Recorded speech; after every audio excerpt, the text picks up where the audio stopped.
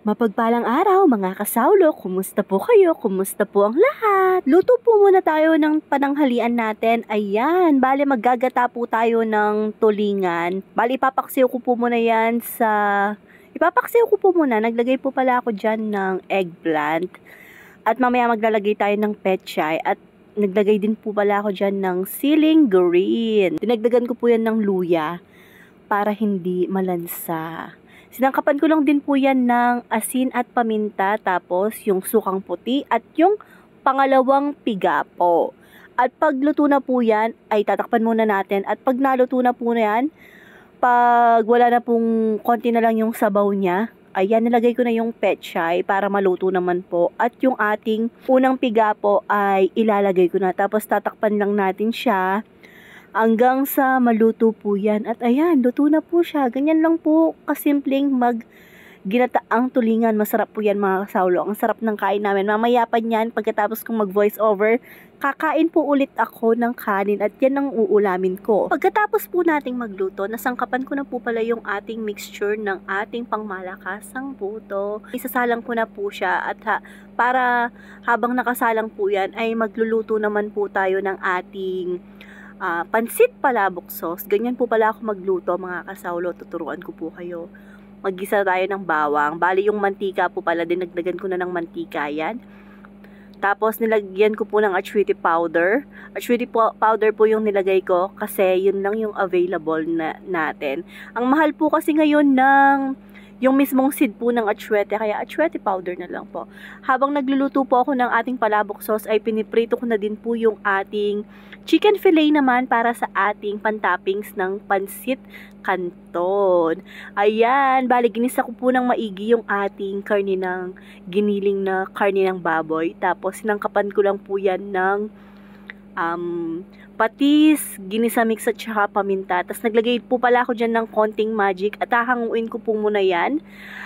Isa-set aside ko po yung pinakalaman niya, pero nagtira po ako ng konti para po sa mismong palabok sauce po natin. Igigisa ko lang po yan ng sibuyas at medyo madaming bawang po para mas masarap. At nilagyan ko po yan ulit ng patis. Tapos gisa-gisa lang hanggang sa maluto po yung mga aromatics natin sa dalawang pitsil po ng ating 3.5 po na pitsil yan ng tubig mga kasawlo. At saka kalahating pitsil po ng pinagkuluan ng ulo ng hipon.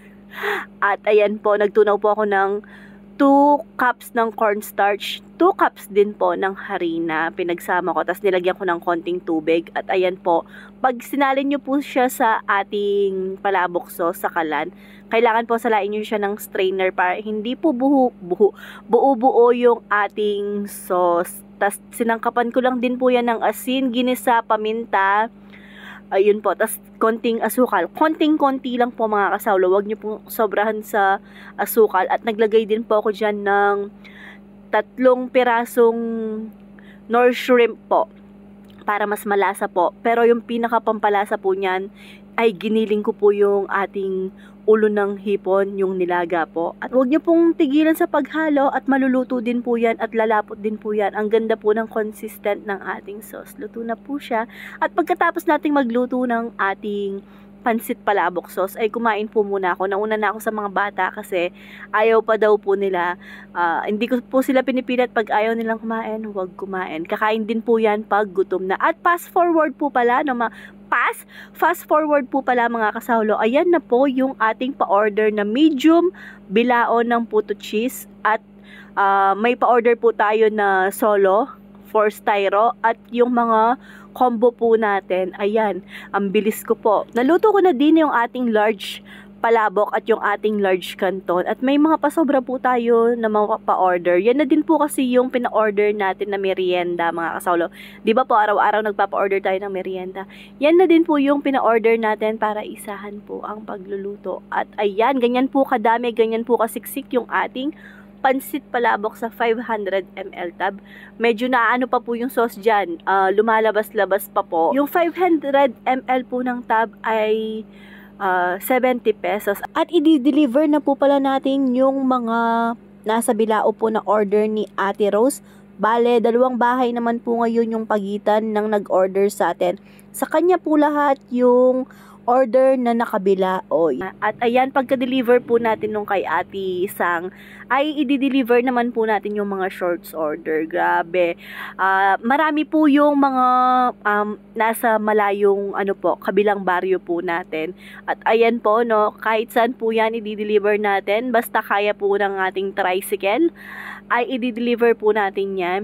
May delivery charge lang po tayo. Alam niyo po mga kasawlo, pag tinatanong ko sila, okay lang po ba ganyan yung delivery charge? Hindi naman po tayo mahal ng delivery charge. Minimum po, start po dun sa pinakadulo ng ating baryo, tapos bibilangin po natin kung magkano po yung minimum na binabayad pag nagta-tricycle kayo. At ayan po, ang bilis, tapos na tayo kay Miss G. Akala ko nga po, ilang araw tayong hindi nagtitinda. Akala ko nga po, hindi na siya magre-repeat order po. Thank you po at nag-order ulit si Miss G from Palat. At ayan po, no, ito po pala yung pinakamalayo na delivery natin today. Nasa highway na tayo ng Tokwing. At hanggang dito na lang po muna. God bless us all po. Bye!